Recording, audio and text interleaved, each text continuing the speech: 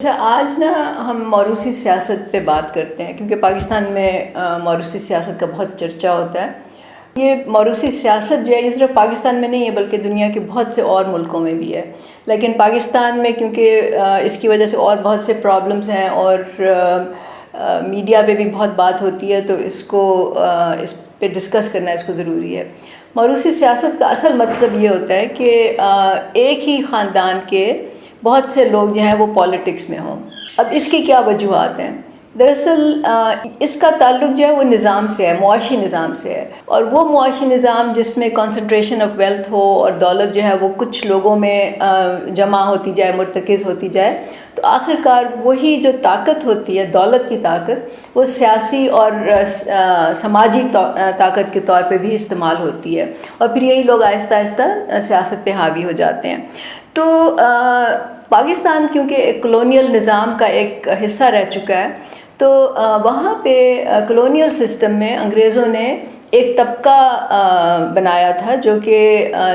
جاگیردار طبقہ تھا یا فیوڈل کلاس تھی، اور اس کا مقصد یہ تھا کہ وہ اپنی طاقت جو ہے اس کو مضبوط کریں، اپنی حکومت کو مضبوط کریں، کیونکہ ان لوگوں کی ذمہ داری یہ تھی کہ ایک تو ان سے مالیہ وصول کریں، اپنے جو بھی ان کے علاقے کے لوگ ہوتے تھے، اور دوسرا یہ کہ جب جنگیں ہوتی تھیں تو اس میں وہ نوجوانوں کو زبردستی بھرتی کرائیں، اور ان لوگوں کو، یہ جو فیوڈل کلاس تھی، ان لوگوں کو اختیارات دے دیے کہ یہ اپنے علاقے میں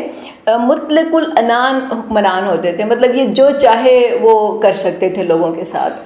تو جب آزادی ہوئی 1947 میں، تو یہی جو کلاس تھی اس وقت، یہی کلاس سیاست پہ حاوی تھی، اور ظاہر ہے کہ نظام کو برقرار رکھنا ان کے انٹرسٹ میں تھا، تو وہی جو کلونیل سسٹم تھا وہی جاری رکھا گیا۔ پاکستان میں بہت سے قوانین ایسے ہیں جو کہ انگریزوں کے زمانے میں بنے ہوئے ہیں، اور اس میں ابھی تک کوئی تبدیلی نہیں آ رہی۔ تو دوسری جو وجہ ہے اس موروثی سیاست کی، اس کا تعلق بھی اصل میں نظام کے ساتھ ہے، اور وہ یہ ہے کہ پاکستان میں جو الیکٹورل سسٹم ہے اس میں دولت کو اتنی زیادہ اہمیت دے دی گئی ہے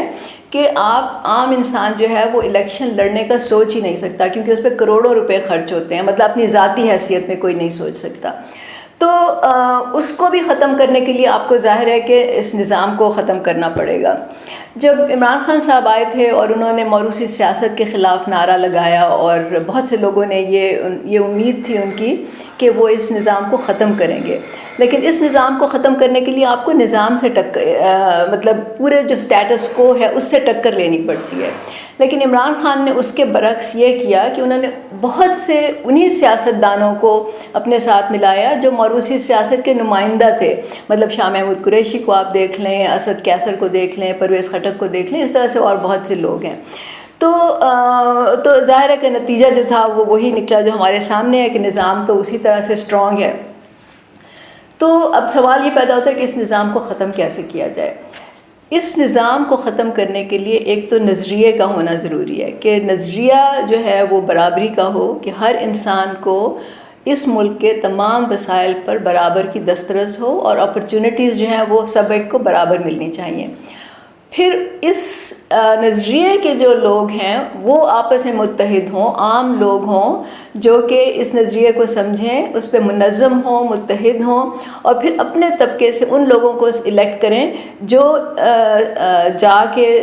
پارلیمنٹ میں بیٹھیں گے اور اس نظام کے خلاف وہ بات کریں گے، اس نظام کے خلاف وہ قانون پاس کریں گے۔ تو ظاہر ہے اس کے لیے میجورٹی ہونا بھی ضروری ہے، ورنہ یہ ہوتا ہے عام طور سے کہ عام لوگ چلے جاتے ہیں سیاست میں، لیکن یہ کہ وہ نظام کو ختم نہیں کرتے کیونکہ ان کے پاس نظریہ نہیں ہوتا۔ تو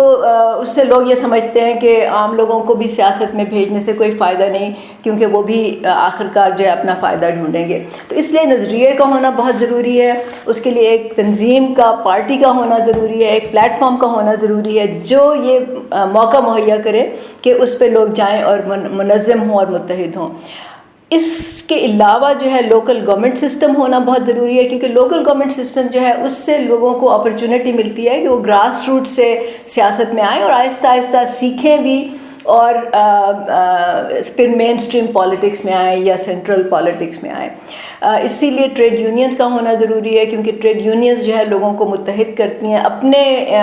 مسائل کے لیے اپنے ایشوز پہ متحد کرتی ہیں، اور آخر کار ان ایشوز کا جو حل ہوتا ہے وہ سیاسی ہوتا ہے. تو یہ سیاست میں ٹرانسلیٹ ہو سکتا ہے. اور تیسرا یہ کہ اسٹوڈنٹس یونین ہونے چاہیے. اسٹوڈنٹس یونین جو ہے وہ